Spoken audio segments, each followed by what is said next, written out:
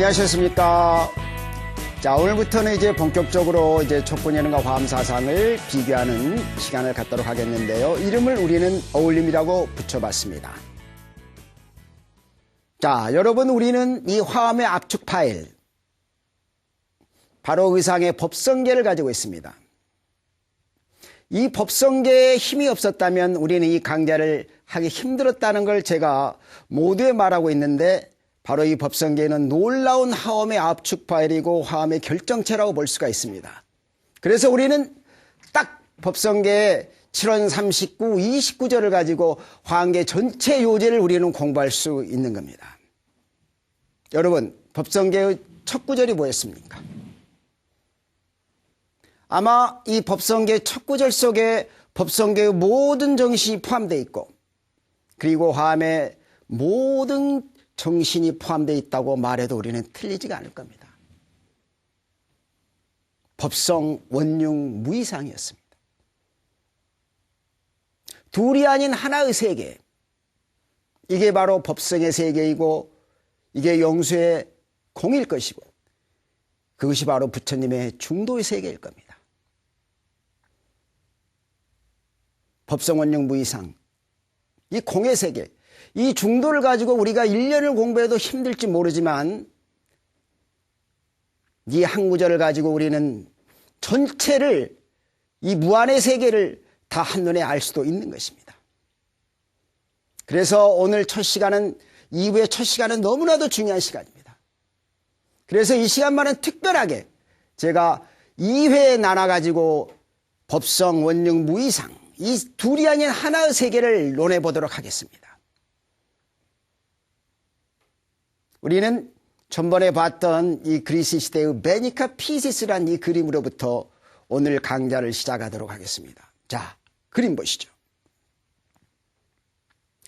자, 이 그림은 우리 전번에도 보았듯이 둘이 하나로 나누어지는 세계입니다. 베니카 피시스라고 불리는 그리스 시대의 아주 둘이 하나로 갈라지는 이원성이 나타나는 것을 아주 간략하게 표현한 모델입니다. 자, 이 그림을 더 확대시킨 게 다음 그림입니다. 자, 이 그림은 이 팔매초라는 그림인데 잘 보면은 오른쪽과 왼쪽이 서로 시계와 반시계로 회전하면서 가운데 부분에 묘하게 꽃 한 송이가 생겨나고 있습니다. 서로 대립되는 세계가 하나로 융화하면서 가운데 꽃이 탄생하고 있죠. 둘이 하나로 합일되는 모습을 이 팔매초는 간략하게 보여주고 있습니다. 우리가 살고 있는 이 세계들은 모두 이런 대립되는 세계인지 모릅니다. 그런데 묘하게 춤추는 시바의 세계에서는 이 이원성이 사라진 하나의 세계로 돌아가고 맙니다. 자, 다음 그림은 바로 춤추는 시바의 사진입니다. 이 시바의 쥐를 둘러싸고 있는 원형의 순환성은 이 이원이 사라진 모든 정멸의 세계의 순환성 원형을 상징하고 있습니다. 과연 이 시바의 춤의 비밀은 무엇일까요? 시바는 하나 춤을 세계에서 이원성이 사라진 정멸의 세계로 모든 사람들을 인도하고 중생을 이끌어주고 있습니다. 오늘은 이 시바의 춤의 비밀을 찾아가는 과정입니다. 어쩌면 이 시바의 춤의 비밀은 형이상학적이고 아마 과학의 세계를 넘어선 세계일지도 모릅니다. 그러나 현대과학은 바로 이 시바의 춤의 비밀에 어렴풋하게나마 힌트를 던져주고 있습니다. 형이상이 아닌 과학의 현실 세계에서 우리는 시바춤의 비밀을 찾아갈 수 있는 단서를 오늘 이 시간에는 여러분이 발견할 수 있을지도 모릅니다. 자, 여러분, 시바의 춤의 비밀은 무엇일까요? 시바는 원형의 순환선 속에서 모든 이원성을 사라지게 했습니다. 그 답은 무엇일까요? 자, 다음 그림을 보시죠.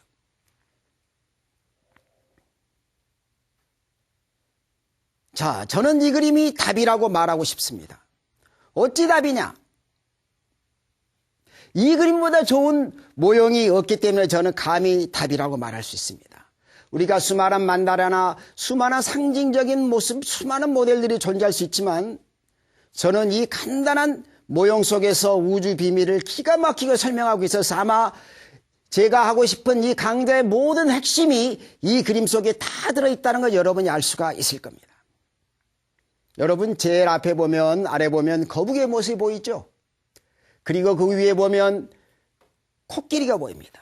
코끼리 몇 마리인가 여러분 잘 한번 관찰해 두세요. 그리고 코끼리 위에는 막이 덮여 있는데 그 막 위에 또 하나 막이 보이죠? 그리고 그 막 위에 또 하나 막이 보입니다. 이렇게 세 개로 된 막이 보이고 그 위에 빛이 보이는데 이게 바로 무엇일까요? 진여 세계일까요? 그런데 잘 보면 그 위에 뱀이 보이죠? 뱀이 머리가 꼬리를 물고 있습니다. 뱀이 아가리를 벌리면서 꼬리를 딱 물었을 때 그 꼬리는 이 아가리 속으로 들어가면서 꼬리와 머리가 사라진 원형한 순환성을 만족하고 있습니다. 그래서 이 이원성의 비밀을 저는 두 가지 방법으로 찾아보고자 합니다. 하나는 아래서 거북의 세계로부터 이 하나의 막을 통과하고 두 번째 막을 통과하고 세 번째 막을 통과해서 불빛 진의 세계로 가는 방법과 하나는 이원성이 사라지는 그 방법. 어찌 보면 이게 화두법일지도 모르죠. 이 두 번째 방법으로 가서 하는 방법도 우리는 시도할 겁니다. 오늘은 먼저 이 후자의 방법을 택하기로 하겠습니다. 과연 이 우주가 이렇게 이원성의 세계로 존재하고 있을 것인가? 그 이원성의 근원 속에는 무엇이 있을까요? 자, 이 그림은 네덜란드 유명한 천재아가 애셔의 그림입니다. 자, 이 그림을 보면은 여러분의 가운데 보면 이 천사와 악마가 보입니다. 이 천사와 악마는 서로 대립된 세계죠. 이 대립된 세계 우주 공간 전체를 메우고 있습니다. 이 우주는 어떻게 보면 이 애셔가 그린 것처럼 이 천사와 악마 대립된 세계의 집합일지도 모릅니다. 애셔는 이 우주 전체를 기묘하게 이 굽어진 공간 속에 함축하고 있습니다. 자, 다음 그림을 보실까요? 자, 우주는 과연 이렇게 대립된 세계의 집합이 될 수 있겠는가? 스티븐 호킹의 파트너였던 로저 펜러스는 이 그림 속에서 우주가 이런 단순한 기하학적인 도형, 이 폴리머로 전체가 이루어질 수 있다는 걸 수학적으로 증명합니다. 이 폴리머의 요철 구부러지고 휘어진 공간을 메꿔 나가면 우주는 전체적으로 다 아무리 무한한 우주라도 전부가 다 합쳐질 수 있다는 것은 로저 펜러스는 증명을 하게 됩니다. 그리고 로저 펜러스는 이런 도형뿐만 아니라 오각형이라든가 다른 도형을 통해서 우주 전체가 덮여져 있다는 것을 수학적으로 증명함으로써 바로 우주는 이런 이원적인 세계의 총합이라는 것을 우리는 최초로 규명한 사건이라고 말할 수 있습니다. 자, 그러면 이런 대립된 세계는 이런 로저 펜러스나 애셔의 그림에서 나타날 것인가? 물질 세계는 존재하지 않을 것인가? 자, 우리 물질 세계로 한번 들어가 보기로 하겠습니다. 자, 다음 그림 보시죠. 자, 이 그림은 기포상자, 입자 충돌에서 볼 수 있는 그림입니다. 자, 입자 가속기를 충돌시켰을 때 거기에 바로 대립된 두 개의 물질이 보이죠. 우리 전번에 보았던 전자와 그 반대 전기를 띠고 있는 양전자입니다. 하나는 오른쪽으로 하나는 왼쪽으로 서로 섞이고 있죠. 이렇게 동시에 서로 반대적인 물질의 세계가 탄생하고 있습니다. 이걸 우리는 쌍생성이라고 합니다. 그리고 이 대립된 세계는 또 하나로 소멸에 들어가면 우리는 쌍소멸이라고 불렀죠. 이렇게 물질의 세계에서도 쌍생성, 쌍소멸을 통해서 대립된 세계가 생겨나고 소멸하고 있는 겁니다. 자, 우리는 애셔 그림에서 그리고 로저 펜러스의 토형에서 그리고 물질의 세계에서도 이런 대립된 세계를 우리는 보고 있습니다. 자, 스티븐 호킹은 말합니다. 자, 입자가속을 생각해봐라. 입자가속 속에서 엄청난 충돌을 굉음을 일으키면서 그 입자가 양쪽으로 퍼져나간다. 그 순간에 그 입자를 둘러싼 공간을 과연 어떤 모습일까? 그 공간이 순간적으로 파열되지 않을까요? 바로 그 공간을 우리는 장이라고 말하지만 이 장에 엄청난 균열이 없다면 바로 이런 두 입자가 동시에 생겨날 수 없을 거라는 생각이죠. 그래서 입자를 둘러싼 이 장의 파열, 장이란 게 과연 무엇인가? 이 장의 개념을 정의한다는 것은 어떻게 보면 이 공의 개념을 정의하는 것만큼 어려울 겁니다. 우리가 보통 물리에서 말하는 장이라는 개념은 우리가 전기가 있으면 그 이전엔 전기장, 마치 운동장에 사람이 뛰어노는 것처럼 전기들이 뛰어노는 공간을 우린 장이라고 말하는데, 불교에서 말하는 열애장 할 때는 그런 것들의 근본이 감춰졌다는 의미에서 장을 쓰고 있습니다. 좌우지간 그런 공간을 우리가 감춰졌던, 드러나 있던 이 장이라고 표현할 수가 있는데, 바로 두 개의 입자가 쪼개졌다는 것은 그 장의 균열이 왔기 때문에 쪼개지지 않았을까 하는 생각을 우리는 해볼 수가 있다 이 말이죠. 자, 과연 물질과 보이지 않는 그 장과의 연관성, 이런 거의 관계는 어떤 것일까? 자, 여러분 자료를 보시죠. 제가 능엄경에서 바로 이 중요한 자료를 찾아냈습니다. 각계의 성품 맑고 둥그러 극악 원래 오묘하네. 원명이 비치어 소를 내는데 그 소가 성립되면 비치는 성품 없어지네. 미망하여 허공이 생기게 되고 그 허공에 의지하여 세계가 성립하네. 망상이 얽히어 국토가 되고 망식의 지각이 중생이 되네. 허공이 대각 중에 생기는 것은 마치 바다에서 물거품이 일어나는 듯 누가 있는 국토가 다 허공에 의지하여 생기는 것이네.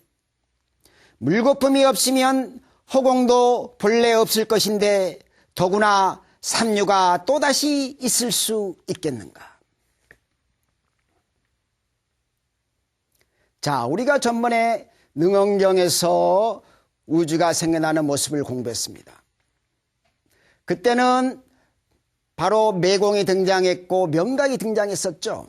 여기서부터 풍령이 생겨나고 지수와 풍이 다 탄생하는 모습을 보았습니다.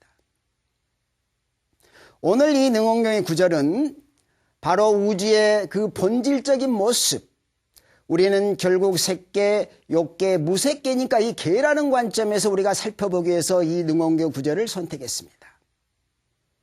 처음에 어떻게 됐나요? 이 각이라는 걸 그 앞에 대각이라는 표현을 썼었고 그걸 바로 바다처럼 표현했었죠. 거기서부터 소가 생겨난다고 그랬습니다. 그런데 비치는 성품이 있을 때 소가 드러난다고 그랬습니다. 그 비친다는 것은 여러분이 보이는 빛이 아닙니다. 무명의 빛이죠. 그 무명의 빛이 비쳤을 때 소라는 개념이 등장합니다. 여기서 여러분이 소라는 개념은 잘 여러분이 기억하기 바랍니다.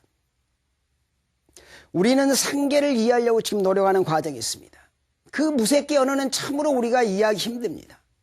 그래서 우리가 무색계의 언어를 생각할 때는 바로 이 능엄경에 제일 처음에 출발했던 소라는 개념을 다시 한번 가슴속 깊이 여러분이 생각하면서 다음 구절을 명심하랍니다. 이 소가 탄생됐습니다. 무명의 빛이 비춰서 소가 탄생이 됐었죠.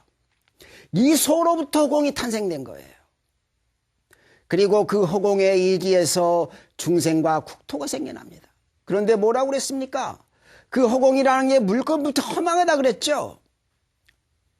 그 물거품 자체가 허망한데 바로 허공도 허망하고 우리 우주와 중생 모두가 허망할 수밖에 없다는 거죠. 자, 여러분 다음 그림 보시죠.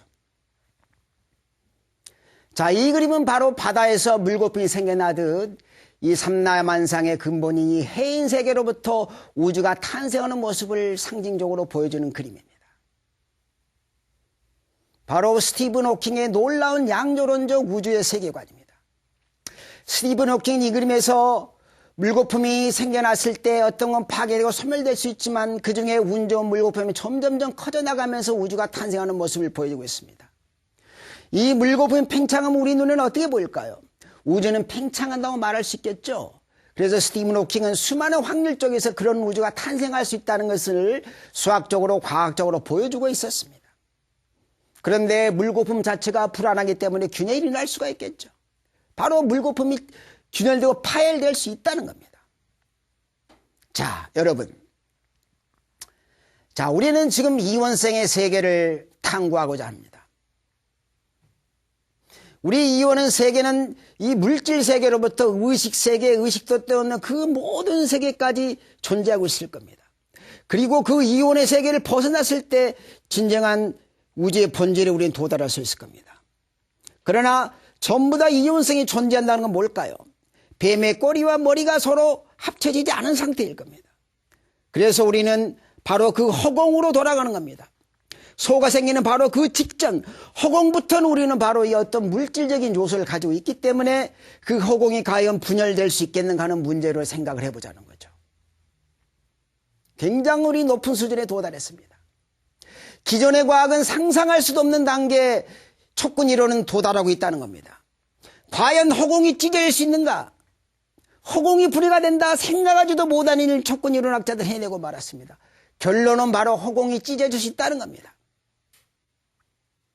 아까 블랙홀에서 두 개의 양성자와 전자가 이렇게 양쪽으로 분열해서 튀어나가는 모습에서 그 뒤에 배경이 장이 균열이 일어났기 때문에 그런 현상이 일어났다는 것을 바로 이 허공이 찢어졌기 때문에 이런 현상이 일어난다 우리는 확대해서 읽다 이거죠.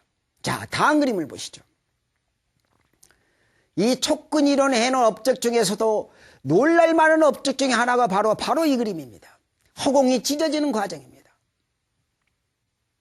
이 그림은 간단한 모형으로 토로스 모양의 이 원한체가 쪼개지는 모습을 순차적으로 보이고 있습니다. 자, 여러분이 이 그림을 잘 볼 때 가운데 부분을 집중해 보세요. 점점 가늘어지는 모습이 보이죠? 바로 이 토로스 모양의 원한체가 지금 찢어지고 있는 모습입니다. 이걸 여러분 허공이라고 생각해야 됩니다. 우리 4차원 시공간의 배경이 되는 시공간 자체라고 생각해야 됩니다. 그리고 허공이 찢어지고 있는 모습이에요. 그때 딱 끊어져 나갔죠? 그러면서 이 끊어진 모습은 점점점 평행 원리로 양쪽으로 퍼져나가면서 결국 원형 모양의 구가 됐습니다. 자, 여러분, 이 끊어진 자리는 어디로 숨어 있을까요? 이 최종적인 모습에서 뱀의 머리와 꼬리가 어디가 있는가 찾아보세요, 여러분. 뱀의 머리와 꼬리를 찾아야지만 뱀의 꼬리와 머리를 연결시켜서 원래 모습 회복할 수 있기 때문이니까 그렇습니다. 자, 여러분 찾으셨습니까? 자, 이 그림은 제가 칠판에 한번 그려보겠습니다. 자, 우리는 간단한 모형으로 이런 원형의 토로스 모양의 순환체를 준비했습니다. 그리고 이걸 양쪽으로 잡아들였습니다. 이 가운데 부분이 이렇게 균열이 생기면서 양쪽으로 드러났었죠. 이렇게 찢어져 나간다 이 말이에요. 그러면서 굉장한 폭발과 함께 이 순간에 탁 끊어져 나갈 겁니다. 드디어 둘로 분해됩니다.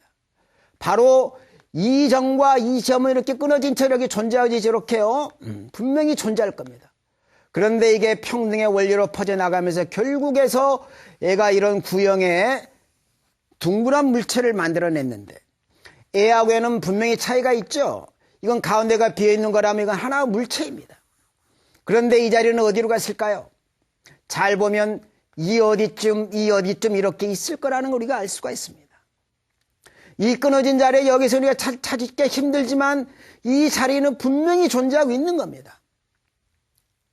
이게 바로 눈에 보이지 않는 이원성이다 이 말이에요. 자, 우리가 아까 뱀의 우주 모형에서 제일 위에 이렇게 뱀이 있었고 꼬리가 이렇게 있었습니다. 이 뱀은 자기 꼬리를 물었습니다. 어떻게 보면 머리와 꼬리는 분명히 대칭의 모습이 아닙니다. 언제만 이게 하나가 될 수 있을까요? 아가리를 벌리고 그 아가리로 뱀의 꼬리를 물었을 때 이 뱀의 꼬리와 머리가 하나가 됩니다. 그래서 우리는 이 꼬리와 머리를 찾기가 굉장히 힘들지만 우리가 이걸 잘 보면 아, 이게 내 꼬리였구나. 그리고 하나라는 걸 우리가 알 수가 있는 겁니다. 이 그림도 바로 마찬가지란 말이에요. 이 점과 이 점은 전혀 무관하게 보이지만 우리가 이 과정을 잘 분석해 보면 이 점과 이 점은 본래 이 자리에 있었고 원래 하나였던 자리 뱀의 꼬리가 머리였다는 걸 우리가 알 수가 있는 겁니다. 자, 우리는 바로 여기서 놀라운 걸 발견합니다. 바로 이게 순환선을 갖는 순간 가운데 텅 비어있는 공이 생겨나죠. 끈에서는 바로 이 공은 뭘 상징했던가요? 끈에서 공은 바로 입자를 탄생할 수 있는 어떤 에너지를 가지고 있다는 거였죠. 그래서 여기서 입자가 탄생될 수 있다는 겁니다.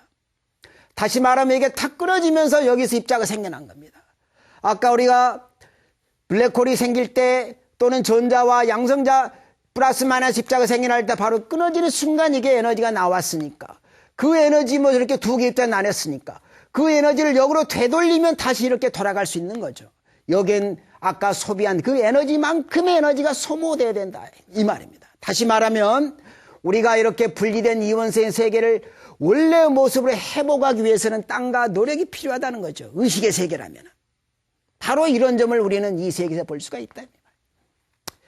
자, 오늘 이 시간은 바로 이렇게 쪼개진 이 이원성의 세계로부터 우리가 우주의 궁극적인 모든 모습을 확장해 나가는 시간입니다. 자, 그래서 우리는 과연 우주가 이렇게 대립되는 세계로 되어 있는가? 우리는 빛의 세계에서 확인해 봤습니다. 이게 전번 시간에 했던 아스페 실험이었죠. 아스페는 바로 이 광자를 가지고 이 빛도 바로 이원성을 가지고 있다는 걸 확인했습니다. 어떻게 확인했던가요? 이렇게 두 개의 구멍을 통해서 빛을 비춰보면은 빛이 뒤가 합쳐지죠, 이렇게. 그러면서 여기 이렇게 무늬가 나타났어요. 무늬가 있다는 것은 빛이 이런 게 파도는 아니지만은 이렇게 볼록한 부분과 반대가 되는 그 오목한 부분이 있기 때문에 이게 합쳐지거나 상쇄되면서 이런 밝고 어두운 무늬가 나타난다는 거죠. 바로 빛도 이런 보이지 않는 이원성의 세계에 있다는 것을 광자의 실험을 통해서 확인할 수 있다는 거죠. 그러면 방금 전자 아까 그림 사진은 바로 전자였었죠. 그 전자는 마이너스 전기를 띠고 있다면 플러스 전기를 띤 전자가 있습니다. 이걸 우리는 양전자라고 그러는데 이 전자를 통해서 구멍을 통해 보면 이 전자도 이런 간섭 현상이라는 걸 확인할 수 있어요. 그래서 얘들도 보이지 않는 플러스 마이너스 음과 마이너스의 요철, 뱀의 꼬리와 머리 같은 형상을 가지고 있다는 걸 우리가 확인할 수 있는 겁니다. 자, 그러면 이거보다 더 큰 물체는 과연 어떨 것인가? 이걸 바로 스티븐 호킹이 발견했다 이 말이죠. 그래서 스티븐 호킹은 바로 블랙홀의 경우도 이처럼 쌍생성을 통해서 생겨날 수 있고 쌍소멸을 통해서 소멸될 수 있다는 것을 이걸 증명합니다. 스티븐 호킹은 바로 블랙홀의 세계까지 이걸 확장한다 이 말이죠. 자, 그러나 스티븐 호킹은 어디까지나 이론적으로 확인했습니다. 이제 CERN에서 블랙홀을 드디어 발견했습니다. 중국에서도 지금 초보적이긴 하지만 상당 수준의 블랙홀을 만들어내고 있습니다. 이런 미니 블랙홀이 이제 발견되고 만들어지고 있는 상황에서 우리는 이 블랙홀을 가지고 스티븐 호킹이 1970년대 이론적만 주장했던 바로 두 블랙홀이 합쳐서 소멸되고 상쇄되는 이런 쌍생성과 쌍소멸을 실제로 확인할 수 있는 날이 머지않아 곧 올 겁니다. 그리고 이런 분야를 우리는 과학자들이 이미 해놨습니다. 블랙홀까지는 아니지만은 이 전자보다 훨씬 큰 질량을 가진 이 중성자, 그리고 중성자보다 훨씬 더 큰 원자, 그리고 원자보다 훨씬 더 큰 분자, 이 분자 수준까지 현재 과학자들의 실험으로 확인했다 이 말이죠. 분자는 여러분 놀라지 마세요. 1980년대인가요? 탄소가 60개가 모인 거대한 이 탄소 분자를 발견했고 이걸 노벨 화학상을 받는데 무려 탄소가 60개가 모여 있습니다. 이걸 우리는 재밌게 이제 미키볼이라고 부르는데 이 탄소가 60개에 대한 거대한 이런 분자를 가지고 바로 아까 했던 이 쌍생성 실험을 통해서 소멸된다는 것까지 현재 과학이 확인하고 있는 겁니다. 보세요. 이 거대한 분자 속에서 보이지 않는 음과 마이너스의 요철이 존재하는 거죠. 이온성이 있다는 걸 실제로 확인했다 이 말이에요. 과연 이게 어디까지 가능할 것인가? 현재 과학자들은 이걸 찾아가고 있는 중입니다. 이건 우리가 가장 아래의 물질로부터 탐구하는 방법이죠. 자, 그런데 우리는 이걸 물질로부터 우주 공간까지 확장하고 더 나아가서 우리의 의식의 세계로 확장하고자 합니다. 자, 우리 아까 보았던 다시 애쇼 그림으로 돌아가 봅시다. 자, 여러분 애쇼 그림을 다시 한번 잘 검토해 보세요. 가운데 부분에 천사 악마는 굉장히 크게 보이죠. 그런데 점점점 변들이 가면 천사 악마 크기는 어떻습니까? 줄어들고 있죠? 자, 여러분 이 애쇼 그림이 보여주는 과연 무슨 의미일까? 이 속에 무한우주가 담겨있고 무한우주를 확장한다는 것 예수가 상징하고 있는데 그 무한우주 확장을 여러분 이 그림에서 찾아낼 수 있을까요? 자, 다시 우리가 칠판으로 돌아가서 애쇼의 무한공간으로 확장을 지금부터 여러분이 공부하겠습니다. 다시 한번 우리는 관세음보살의 호리병이 등장합니다. 자, 우리는 관세음보살 호리병을 여러 가지 모습으로 그릴 수가 있습니다. 자, 먼저 이 모형을 한번 그려보겠습니다. 이 모형은 볼록한 부분에 제가 초점을 맞췄습니다. 앞으로 이제 우리가 이 학술용어를 사용할 텐데 이렇게 볼록한 부분은 네덜란드 물리학자인 드 시트라는 사람 이름을 따서 DS 공간이라고 이름 붙이겠습니다. 드 시트라는 네덜란드 물리학자입니다. 그래서 이 볼로 간 것은 앞으로 이제 드 시트 공간이다. 그런데 이게 이렇게 오모가진 공간이 나오면 반대죠. 반대란 말은 영어로 뭡니까? NT죠. 그래서 앞에다 이렇게 A를 쓸 거예요. 그래서 ADS 공간이다. 그럼 이렇게 오모간 공간을 앞으로 말합니다. 이건 학술 용어고 현재 과학이 찾는 최후의 성배 에미론이고 결국 관세음보살의 호리병의 비밀이기 때문에 여러분 이 단어 정도는 우리가 알 필요가 있어요. 그래서 앞으로 이제 이런 공간은 DS, 이 공간은 이제 ADS라 하는데 바로 드시터 공간은 ADS 공간은 바로 요거고 아까 애셔가 사용했던 공간이 바로 이 공간입니다. 자, 이 공간 속에서 어떻게 천사 악마 모습이 그렇게 왜곡되게 나타났을까요? 자, 여러분 지금부터 이제 이 마술을 보여줄게요. 자, 여기다 제가 이 부분만 다시 확장해서 이렇게 그려보겠습니다. 자, 원래 내가 천사 악마 그림을 똑같이 이렇게 그렸다고 해보세요. 이렇게.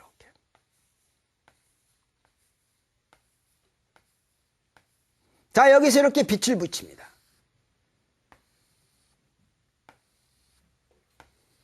자, 이런 부분이 이 간격과 요 간격이 이렇게 비스듬히 가니까 조금만 확장됐지 거의 큰 차이가 없을 겁니다. 그런데 점점점 위로 가면 어떤 일이 벌어지는가? 자, 보세요, 여러분. 자, 요 한 그림이 나타나려면 요 크기가 여기서는 바로 여기서 요만한 길이가 필요합니다. 점점점 위로 갈수록 요게 옆으로 누워지니까 이 길이 이렇게 확장이 된다 이 말이에요. 그런데 애셔 그림은 뭐였는가? 요 구부러진 공간을 펴가지고 이렇게 그림으로 그린 거예요. 그러니까 중심에서 이리 가면서 요 거리는 바로 요 거리에 해당된다 이 말이에요. 그러면 위로 가면 이게 쫙 퍼져버렸기 때문에 실제로 요 거리에 해당되는 것은 여기 잘린 이 거리만 해당되겠죠. 그래서 이게 점점 위로 가면서 작아진다 이 말이에요. 그래서 간단히 표현하면 점점 이렇게 작아지는 모습이 애셔 공간이다 이 말이죠. 그러면 점점 위로 가면 이게 점점 점에 가까워지죠. 그러니까 무한으로 펼쳐져 있다는 겁니다. 이 속에서 여러분은 무한을 발견할 수 있습니다. 자, 여러분이 아직 이 무한이라는 게 실감이 나지 않습니다. 자, 이게 왜 무한의 우주가 되는가? 여기는 20세기 발견한 우주론의 모든 결정치가 이 속에 다 들어있습니다. 자, 20세 초반에 과학자들은 우주가 팽창한다는 사실을 발견했습니다. 아인슈타인은 바로 자기가 우주가 팽창한다는 사실을 생각하지 못하고 만들어놓은 우주론을 자기 1대1대 가장 큰 실수라고 말했습니다. 그래서 아인슈타인은 자기의 생각을 처리하면서 일생의 가장 큰 실수를 만회하려고 노력했지만 사실 아인슈타인의 실수는 결국 실수가 아니어졌고 더 큰 우주론으로 발전한다는 우리가 이제 공부해 나갈 텐데, 자, 오늘 이 시간에 이 팽창 우주론을 가지고 한번 생각을 해보자 이 말입니다. 자, 여러분, 우주가 단순히 팽창하면 어떻게 될까요? 자, 아까 말한 이런 공간이 나옵니다. 우주가 끝없이 팽창이 나간다면 이런 모습이 되기 때문에 방금 했던 ADS 공간이 된다 이 말이죠. 만약에 우주가 이렇게 팽창하다 수축하다면 바로 이런 모습이 되겠죠. 이렇게 볼록했다 이렇게 갔다 줄어드는 것은 우주가 팽창했다 수축으로 돌아오는 모습이 됩니다. 만약에 우주가 팽창했다 그대로 자기 모습 유지한다면 이런 모습이 나오겠죠. 그래서 평평한 컵의 모양이 나온다 이 말이에요. 평평한 컵은 팽창했다 자기 자신으로 일정한 상태를 유지했다면 이것은 팽창했다 수축으로 돌아가고, 이것은 뭐냐? 끝없이 반복하는 바로 우주다 이 말이죠. 그래서 이 ADS, 애셔가 바른 이 그림 속에는 끝없이 팽창을 무한의 우주가 담겨져 있다 이 말이에요. 바로 애셔는 무한의 우주를 상상했습니다. 그리고 아까 로저 펜너스가 보여줬던 이 폴리모도 사실 무한 공간의 확장을 지금 의미하고 있어요. 특히 애셔나 아까 말했던 로저 펜너스는 ADS 그림, 이 NTDST 공간을 무척 사랑했습니다. 죽는 그날까지 수많은 그림을 남겼고 애셔도 이 속에서 수많은 방정식들을 뽑아냈습니다. 이 속에는 바로 무한이 포함되어 있다는 거죠. 자, 그래서 여러분 애쇼 그림은 점점점 위력하면서 작아지고 있지만 이 속에는 이 우주가 끝없이 펼쳐지는 이 무한의 세계가 존재한다는 것을 여러분이 알 수가 있습니다. 자, 그런데 우리는 여기서 놀라운 사실을 발견하게 됩니다. 뭐냐? 이 끝과 이 부분은 과연 어떻게 될 것인가? 아까 우리가 뱀의 꼬리와 머리를 생각했듯이 이 끝과 이 끝이 만날 수 있을까요? 우주의 이 처음과 끝이 만난다면 과연 이건 뭘까요? 우주는 하나의 순환성을 가질 수 있다는 거죠. 놀라운 이야기입니다. 우주가 과연 순환성을 가질 수 있을까? 자, 지금부터 여러분은 굉장히 어려운 4차원 세계로 들어갑니다. 우리는 X축, Y축, Z축만 생각하지 그 나머지 차원은 생각하지 못합니다. 그런데 저는 이 우주 속에 처음과 끝이 만날 수 하나의 순환성을 이야기하고 있습니다. 보이지 않는 하나의 터널을 만들고 있죠. 바로 4차원 세계입니다. 아인슈타인은 일반 상대성 이론을 발견하고 거기서부터 놀라운 사실을 이야기합니다. 우주는 4차원이다. 우주는 끝없이 무한하지 않을지는 모르지만은 우주는 경계가 없다고 말했습니다. 그래서 우리가 이 4차원을 보는 마음은 굉장히 어렵지만 여러분이 3차원을 생각해 보세요. 이 3차원 구가 있다면 3차원 구의 표면은 2차원이죠. 2차원 표면에서 쭉 돌아가 보세요. 아무리 돌고 돌아도 어떻습니까? 아무리 돌고 끝이 없습니다. 바로 순환성이 있다 이 말이에요. 이렇듯 뱀의 꼬리 속에서 뺑뺑뺑 돌아도 순환성이 드러났었죠. 이걸 여러분이 4차원으로 확대해 나가면 4차원 세계에서 우리가 뭔가는 그림으로 힘들지만 그 4차원 세계에서는 이런 보이지 않는 순환성이 존재할 수 있다 이 말입니다. 그래서 여러분이 열린 눈으로 애쇼를 보게 되면 천사와 악마는 무한 공간으로 빠져나가면서 그 무한 공간이 하나로 순환한다는 기묘한 순환성을 보여주고 있는 겁니다. 자, 여러분, 공간 3차원이 공간 4차원으로 순환하면 과연 뭐가 될까요? 공간은 물질적인 요소죠. 그런데 아까 봤듯이 그 물질적인 요소를 넘어서면 뭐가 있을까요? 거기에는 바로 보이지 않는 깨달음 세계가 등장합니다. 지혜 세계, 각의 세계가 드러난다 이 말이죠. 처음에는 그 각이 불안하겠죠. 그 각이 점점점 밝아지고 명각 상태에서 최종적으로 대각으로 발전할 겁니다. 그래서 오늘 저는 놀라운 이야기를 합니다. 깨달음은 다른 게 있는 게 아니라 공간이 순환성을 갖게 된 것이다. 우리는 많은 선지식들이 이야기합니다. 부처는 다른 게 아니라 중생이 변해서 부처가 된다고 말하죠. 내 속에 있는 수많은 번뇌들이 다 그런 것들이 불성을 이루는 소재라고 수없이 이야기하고 있지 않습니까? 우리 허공이 보잘것 그 먼지들이 다 쌓여서 그렇게 하나 순환성을 이루어질 때 그게 순환성을 갖게 되고 그게 바로 깨달음 세계로 가고 있다 이 말입니다. 완벽한 순환성은 아닙니다. 초기에는. 그 순환성이 또 모이고 또 모여서 그게 1차원이 아닌 2차원으로 3차원으로 이게 무한차원으로 확장되면 그 각이 점점점 밝아지고 궁극적으로 뭘로 갈까요? 바로 최종적인 대각으로 갈 수 있다는 것을 우리는 여기서 짐작해 볼 수가 있는 겁니다. 이게 바로 애쉬의 그림이 보여주고 있는 거다 이 말이죠. 자, 여러분, 오늘은 이 모형 중에서 법성원형 무이상 두 개가 하나로 합일되는 과정을 찾고 있습니다. 빛의 세계, 전자의 세계, 그보다 큰 원자의 세계, 그보다 큰 분자의 세계. 이렇게 과학자들은 끊임없이 실험을 통해 반복하면서 현재 미키볼 분자의 세계까지 확장해서 이온색의 세계를 찾아내고 말했습니다. 그리고 그거의 원리적인 과학적 학문적인 배경은 스티븐 호킹은 블랙홀 영역까지 확장해 나갔습니다. 엄청난 노력이죠. 이 블랙홀 속에도 쌍생생이 존재하면서 현재까지 확인해 나갔다 이 말입니다. 그래서 미니 블랙홀을 머지않은 걸 확인할 수 있는 날이 올 텐데 천재아가 애쉬어는 이걸 공간의 세계로 확대해 나갔습니다. 그리고 스티븐 호킹의 파트너였던 로저 펜러스는 수학적 방정을 통해서 이 공간과 수학과 기하학적 세계를 하나로 합일시켰습니다. 자, 우리는 이걸 우리의 의식의 세계와 합을시키고 최종적으로 부처 니르바나 최종 열반의 세계 각의 세계로 도달하고자 합니다. 바로 여기에는 화음이 있습니다. 자, 자료 한번 보시죠. 이제 하나로부터 10가지 비를 통해 그 가르침을 설명해보자.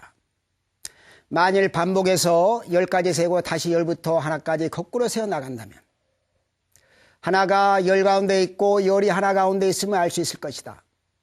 하나가 열을 포함한다 하고 있다는 사실 때문에 하나라는 단어는 의미를 지닌다. 만일 열이 없다면 하나도 없을 거다. 말하자면 전체 우주에 단 하나만 있다면 이른바 하나는 무의미하게 될 것이기 때문에 하나의 의미는 여럿에 의존하는 것이다. 이런 식으로 모든 연이 이루어지는 것은 그 성품이 공하기 때문이다. 반면에 만일 하나만이 그 자성 안에 존재한다면 열 혹은 여럿의 성립은 불가능할 것이다. 열과 혹은 여럿이 없다면 하나 성립도 불가능해질 것이다. 따라서 하나는 사람이 보는 것 같이 하나가 아니니 그것은 단지 숫자 개념을 파악하기 위해서 서렸을 뿐이다. 천한지혜로 인간은 제법을 움직인다. 집착하는 그들의 무지의 마음은 하나를 틀림없이 하나로 여긴다. 의상의 스승인 지엄의 화음일승 시편문 속에 담겨있는 구절입니다.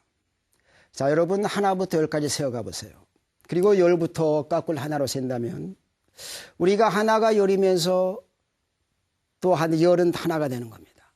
그래서 하나는 전체 속에 하나이지 하나만 따로 존재한다면 전체 열도 성립하지 않는다는 게 바로 지엄의 논리입니다. 그래서 모든 건 자성이 없다. 그 자성이 없으면 서로 연해져서 전체가 이루어진다는 거죠. 자, 여러분 여기 지금 백묵이 하나 있습니다. 이 방 안에 있는 여러분 백묵이라고 말한다면 여러분 이 백묵의 존재를 여러분이 잘 모른다고 말할 수 있습니다. 그게 아닙니다. 이 백묵이 없어진다면 어떨까요? 백묵이 없어진다면 이 우주 자체도 없어집니다. 왜냐하면 백묵과 우주는 전체로 하나로 연결됐기 때문입니다.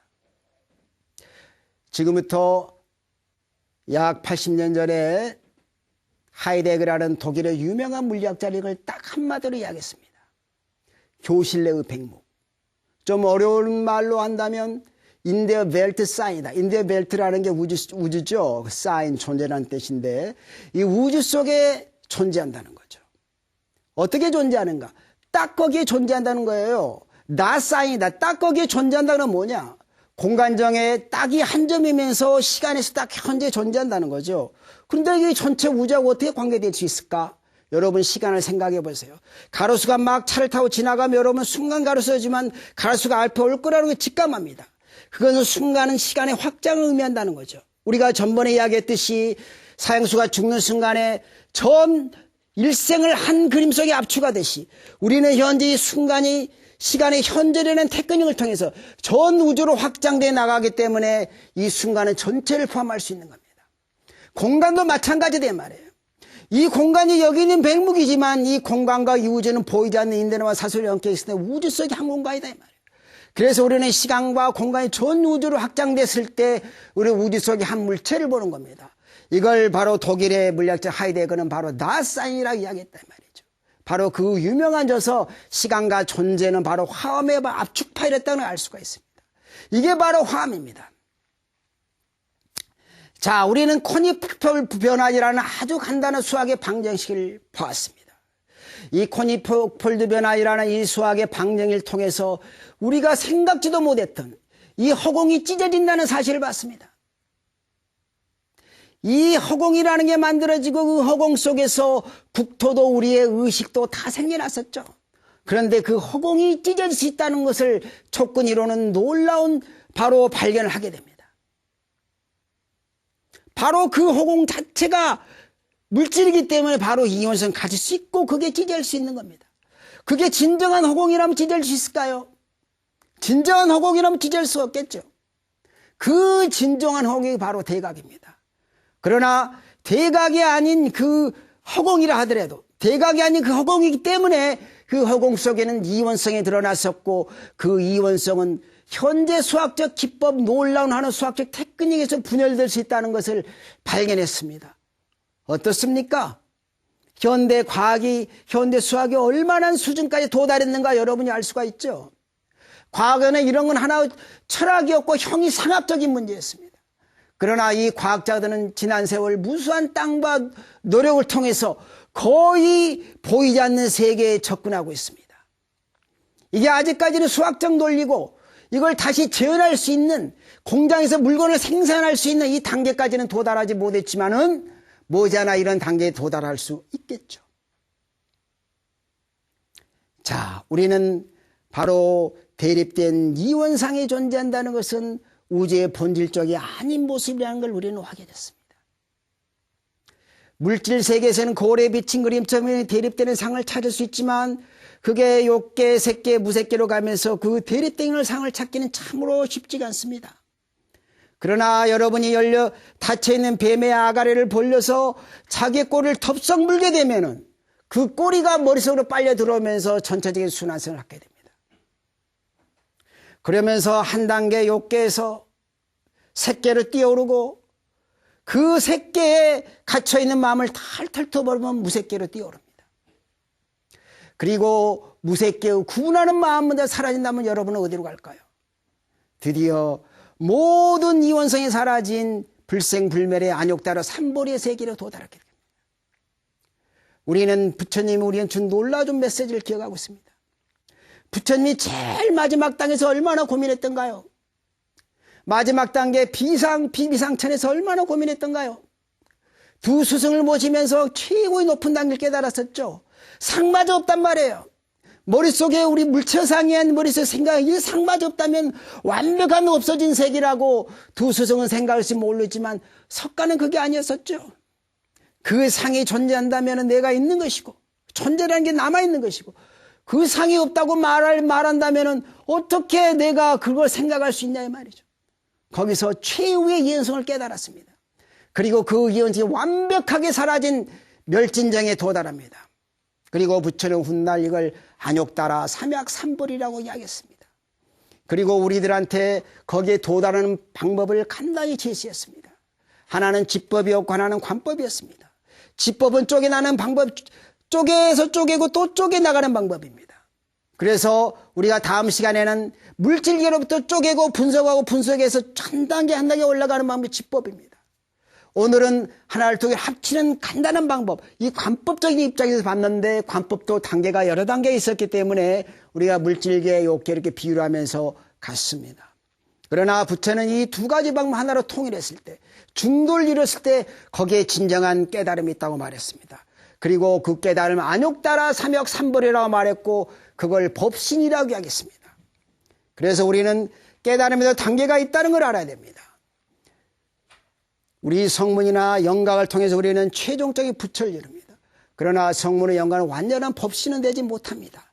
해탈실 뿐입니다. 우리는 진정한 해탈실을 뛰어넘어 법신의 세계로 돌아가죠 합니다. 우리는 다음 시간에는 바로 이 법신의 세계로 돌아가는 방법을 물질계로부터 욕계, 색계, 무색계로 관통해서 최종적인 모습을 우리는 그려보도록 하겠습니다. 여러분 다음 시간까지 안녕히 계십시오.